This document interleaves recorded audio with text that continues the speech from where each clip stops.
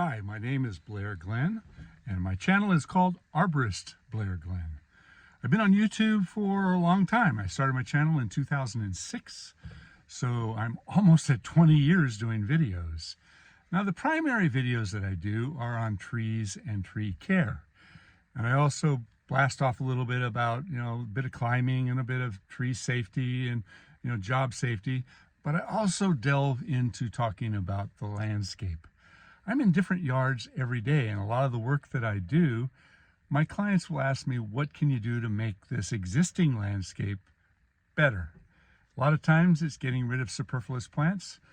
It's understanding which plants have gotten too big, which plants are either irrelevant or declining, and making all those decisions. So I'm going to show you a small section of a landscape that I saw today that could be improved with, I think I could fix it in about 2 hours. In 2 hours, it would go from night to day. Check it out. So here's a really pretty landscape, but how could it be improved? What's wrong with this little landscaped area? Well, first off, it's overgrown. It looked so much better when it was young.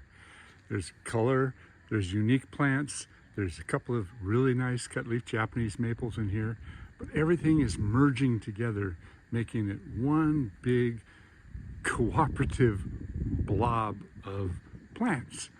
So what would I do? Well, I would separate some things out. I think I'd lose the grasses in the front. I think that's too much. I would do some separation of each of the individual plants. This little guy right over here, I would probably lose that because it's going to always interfere. It's a fast-growing plant.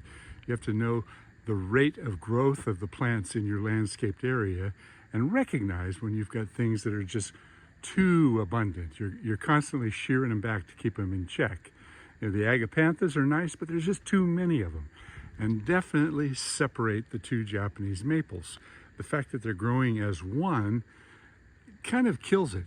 And also you have to remember the depth of field.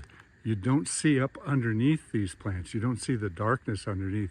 The contrast of the, calling it raise the skirt and creating the separations of the plant, that's what makes the whole thing work.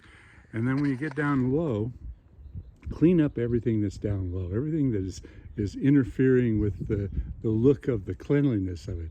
Get rid of any little superfluous plants that are trying to grow. That's a Brazilian pepper. That's going to be a tree. You don't want that in there.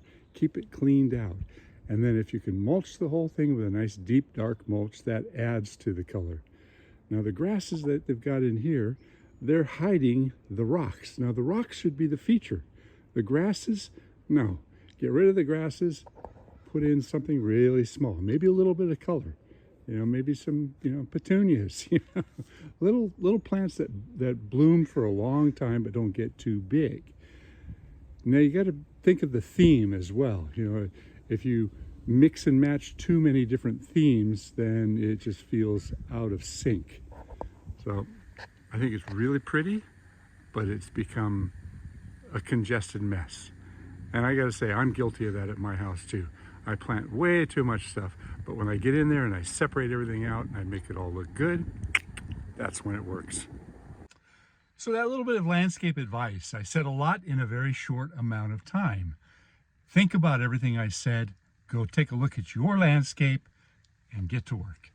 Make a few corrective separation moves, get rid of the plants that just don't work, and I think you're going to find that your landscape will start to evolve rather than dissolve.